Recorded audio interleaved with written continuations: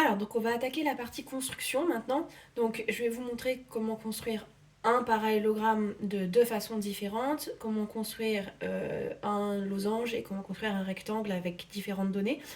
Ce sont que des exemples, évidemment, le jour du contrôle ou même lors de vos sessions d'exercice, vous avez sûrement des données différentes, pas placées au même endroit, etc. Le plus important, la clé pour réussir une construction, c'est de faire un schéma. Voilà, on fait des schémas dans la vie, sinon on s'en sort pas. Donc supposons qu'on vous donne, donc on vous dise, construisez-moi le parallélogramme ABCD tel que AB égale 6 cm, BC égale 5 cm et AC égale 7 cm. Donc, on va vous donner ça.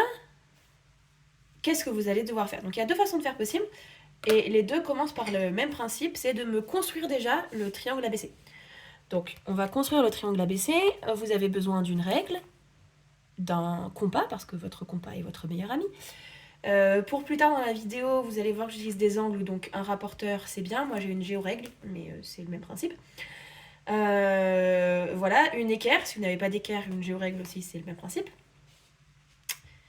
Et surtout, un crayon à papier, bon sang. Arrêtez de me faire des constructions au stylo, qu'après vous effacez avec votre blanco. Je veux plus avoir de pâté de blanco sur vos copies. Vous me prenez un critérium, un crayon, ce que vous voulez, mais un truc qui s'efface. Zut.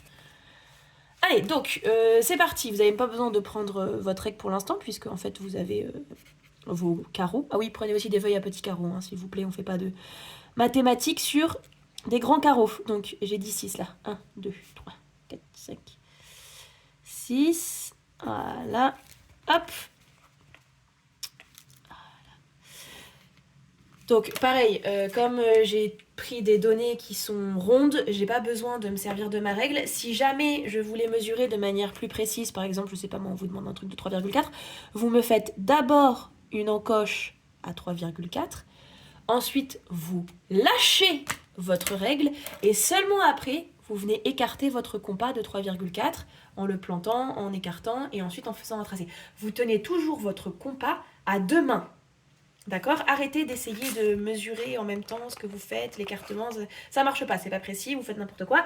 Voilà, donc d'abord on fait un petit trait sur sa feuille, et après on prend le compas avec les deux mains, bon sang. Allez, donc depuis A, j'ai 7 cm à faire, donc c'est 1 cm de plus que jusqu'à B, donc je vais être ici, voilà. Donc j'ai essayé de faire mes tracés sans tout faire tomber, et voilà. Ensuite, je dois me placer sur B, et j'écarte cette fois-ci de 1 cm de moins que A. C'est pas précis, hop, c'est mieux. Et hop, voilà. Donc, mon point C est ici. Je vais vous montrer les deux façons à partir de là de trouver D. C'est-à-dire que, supposons que le jour du contrôle, il soit déjà tracé, en fait, le triangle que je suis en train de faire. Soit on vous demandera de terminer la construction au compas, soit on vous demandera de terminer la construction à l'équerre. Donc, je vais vous montrer comment on fait dans les deux cas. Il faut bien se souvenir du chapitre sur droite et perpendiculaire, du coup. Enfin, les droites parallèles et perpendiculaires. Parce que vous allez avoir besoin d'une propriété de ce chapitre-là. Donc, si jamais je dois terminer cette construction au compas, les côtés opposés sont égaux. Donc, je dois faire 6 ici et 5 ici. Donc, depuis A, j'ai 5 cm à faire. Ça tombe bien, je suis toujours écartée de 5 là. Donc, je vais me placer cette fois-ci sur A et faire un arc de cercle de 5. Voilà. Ensuite, vous allez devoir réécarter de 6 cm. Donc, je le fais depuis A pour que ce soit précis. Voilà. Et vous allez placer la mine de votre compas sur C cette fois, puisque vous voyez que on trace A, C, D. Donc, il faut d'abord depuis A et ensuite depuis C. Donc, je vais planter sur C. Voilà. Et voilà. J'ai donc mon point D ici. La deuxième façon, avant que je relie tout, de trouver le point D si, à partir de ce moment-là, à partir de la construction du triangle, du premier triangle, vous n'avez plus le droit d'utiliser le compas. Deux droites qui sont perpendiculaires à une même droite sont forcément parallèles. Imaginez, vous avez un sol, vous avez le mur qui est perpendiculaire au sol. Donc si vous avez ensuite le plafond, pour qu'il soit parallèle au mur, il faut qu'il soit perpendiculaire au mur. Pour que le plafond soit parallèle au sol, il faut qu'il soit perpendiculaire au mur. D'accord? Donc, le sol, le plafond, tous les deux perpendiculaires au même mur. C'est ce qu'on va faire. AB, c'est le sol. Je vais donc faire un mur. Donc, vous le faites où vous voulez, le mur. On s'en fiche un peu. Hop. Je vais faire un mur. Voilà, donc il faut bien que ce soit un angle droit là. Et ensuite, vous allez faire le plafond qui passe par C. Donc, vous prenez votre équerre. Si vous avez une géorègle, si vous arrivez à trouver une géorègle, franchement, c'est un super outil. Si jamais vous pouvez en procurer une, c'est un très bon outil, je trouve. Donc, vous faites la perpendiculaire, mais qui passe par C. Donc, vous glissez. Là, si vous avez une équerre, vous allez la poser là et vous glissez jusqu'à ce que votre crayon passe par C. Ok, hop. Voilà. Donc là, vous avez une parallèle à AB. Forcément, donc là, il y a deux solutions. Soit vous reprenez votre compas où vous aviez mesuré vos 5 cm, mais parce que le compas est permis. Et dans ce cas-là, fermer mon compas. Hop. Et dans ce cas-là, vous reprenez toujours votre point C, là, hop. Et là où ça va se croiser, ce sera votre point D. Soit, vous n'avez toujours vraiment pas droit du tout au compas, et dans ce cas-là, vous faites exactement la même chose. Vous reprenez BC, c'est votre sol. Vous faites un mur, donc vous faites une perpendiculaire où vous voulez, on s'en fiche. Hop.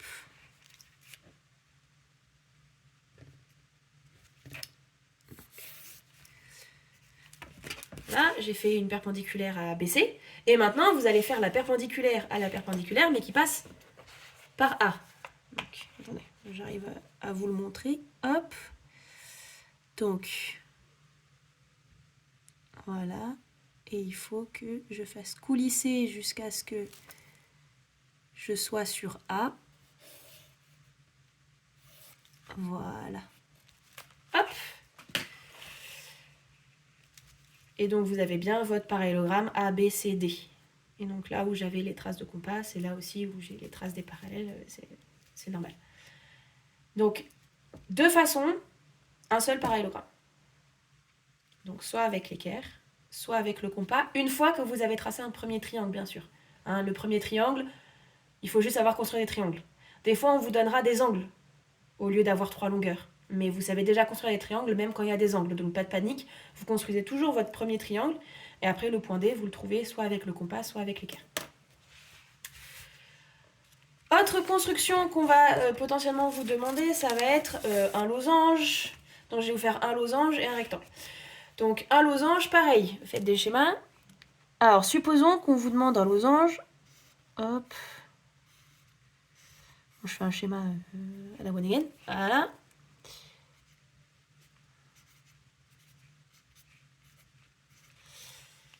Donc, supposons qu'on vous dise que TO égale 2 cm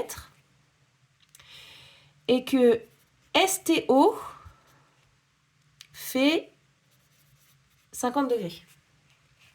On vous donnera que ça. Vous n'avez que 2 données, mais ne vous affolez pas puisque un losange est composé en fait de triangles rectangles et aussi de triangles isocèles. À partir de là, vous avez toutes les données dont vous avez besoin. L'angle qu'on vous donne, il est ici. Mais en fait, il est aussi en face, puisque RST est isocèle en S. C'est exactement ce qu'on va construire. O, c'est le milieu aussi. On sait que O, c'est le milieu de RT. Donc forcément, RT, il vaudra 4 cm. Donc on va commencer par faire 4 cm. Donc, hop, R, 1, 2, donc là je vais avoir O, 3, 4. Et là, je vais avoir T. Donc, je vais faire 4 cm. Maintenant, vous avez deux solutions. Soit vous tracez la médiatrice de RT. Alors bon, là, forcément, c'est 4 cm. Donc, vous vous doutez bien que ça va être 2 cm. Si jamais vous avez des données plus moches que ça, on n'oublie pas, une médiatrice, c'est rapide. On prend son compas, on l'écarte de plus de la moitié du segment, donc où vous voulez à partir de là. Si vous hésitez, écartez de tout le segment. Vous ne changez pas l'écartement. Voilà, vous faites deux triangles isocèles de chaque côté. Ça va vous donner la médiatrice. Quand vous allez relier ces deux points, hop, vous obtiendrez le milieu de votre segment. D'accord? Donc n'hésitez pas à faire des médiatrices, ça ne mange pas de pain. Et en plus, vous avez une diagonale de tracé, c'est parfait. Maintenant que vous avez ça, vous allez me prendre, hop, votre rapporteur. Alors, n'oubliez pas, moi j'ai une géorègle. Donc, vous allez prendre votre rapporteur. Vous devez, hop, augmenter de 50 degrés. Alors, laissez-moi détacher la page, que je puisse être un peu plus mobile. Donc, vous allez... Vous avez peut-être un rapporteur classique, donc hop, moi j'aligne avec 50 degrés. 50 degrés pour moi c'est ici. Ah oui, je suis bloquée là-bas. Hop, on va enlever mon carnet. Hop là. Voilà, donc je mets 50 sur mon segment. Je m'aligne avec le point R. Hop, voilà. Prenez votre temps quand vous faites une construction, on n'est pas pressé et il vaut mieux que ce soit joli que ce soit n'importe quoi. Et après, il y a deux solutions. Soit, tout simplement, vous avez capté que S, il se trouve ici, puisqu'en fait, il est forcément sur la médiatrice, S. Vous voyez bien que on est forcément sur la médiatrice, puisque vous allez la prendre, mais la médiatrice et la hauteur sont confondues dans un triangle isocèle. De la base, hein, bien sûr. Soit vous reprenez votre rapporteur pour être sûr, vous le mettez sur T, hop, vous prenez 50 degrés, hop, voilà. Et au magie, on est au même endroit. Maintenant, pour faire l'autre côté. Donc ici, vous avez 50 degrés et c'est la même chose que ici. Pour faire de l'autre côté, soit vous reprenez exactement la même chose, c'est-à-dire hop, et vous me refaites des angles de 50 degrés, soit, puisque vous avez tracé la médiatrice, ce que je vous conseille toujours de faire bien sûr, hein, vous prenez votre compas. Alors je vais mettre quelque chose dessous parce que j'ai pas envie de bousiller mon plan de travail. Hop, vous le plantez sur O, vous écartez jusqu'à S, ici. Et puis vous faites de l'autre côté. Alors ça marche que si vous avez des compas qui sont fiables, qui ne s'écartent pas en faisant n'importe quoi. Si vos compas ne sont pas fiables, refaites des angles de 50 degrés de chaque côté et vous enquiquinez pas. Moi, mon compas, il est fiable. Donc ici, j'ai mon point U. J'ai plus qu'à tout relier. Et j'ai mon losange. Donc là, vraiment, j'ai utilisé toutes les propriétés du losange, quoi.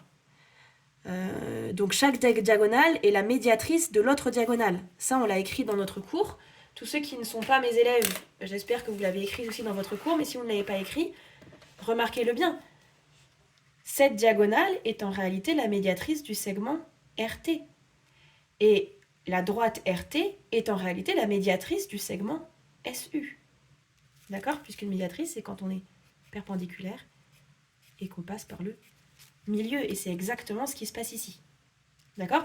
Donc, une fois que vous avez placé vos points RT à 4 cm, là c'est 4 cm, donc enfin, là je vous donne 2 cm, si j'ai mis 2,1, bon, tracer directement une médiatrice, comme ça on n'en parle plus, c'est bien plus précis que mesurer avec la règle, et cette médiatrice va vous aider à trouver tous les points qui restent. Donc ça c'est pour le losange. Et maintenant, supposons qu'on vous demande un rectangle. Et donc, pour le rectangle, on peut vous donner des choses qui sont liées aux diagonales. Donc, c'est-à-dire qu'on va vous dire, ok, vous allez me dessiner un rectangle qu'on va appeler DEFG. Et je vous donne ici, en vous disant que c'est censé faire 6. Et ici, en vous disant que c'est censé faire 30 degrés. Bon, n'oubliez surtout pas qu'ici, vous avez un angle droit puisque c'est un rectangle. Donc en réalité, vous avez une longueur et 2 angles. Vous savez tracer ce triangle. Donc on va le faire. Donc, hop, 6, 1, 2, 3, 4, 5, 6. Hop là.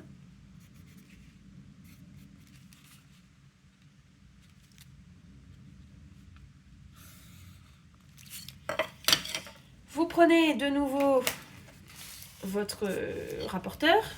Encore une fois, moi j'en ai pas, mais vous affolez pas.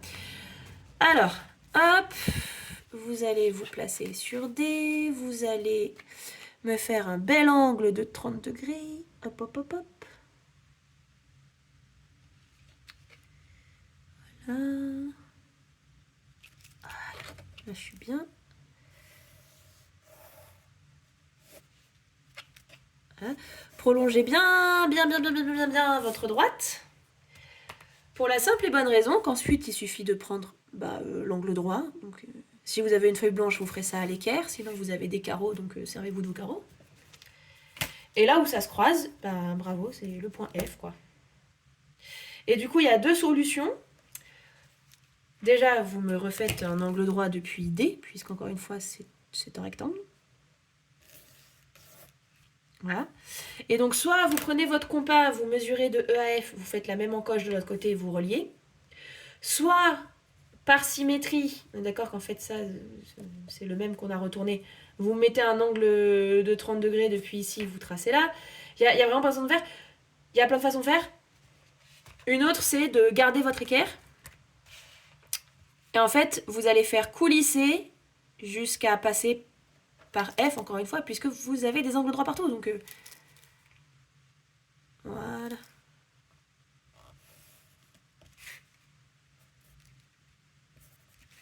Vous faites la perpendiculaire. Il y a vraiment plein de façons de faire pour trouver le point G à la fin. Le compas, l'équerre, le rapporteur en reprenant un angle de 30 degrés par ici. Voilà, il y a plein de façons de faire. Sachez que quand là, il y a 30 degrés, là aussi. C'est vrai que parce que les droites sont parallèles, puisque c'est un parallélogramme, encore une fois. Voilà. Donc, je vous ai montré une construction de chaque. Globalement, c'est ce qu'on attend de vous en classe de 6e.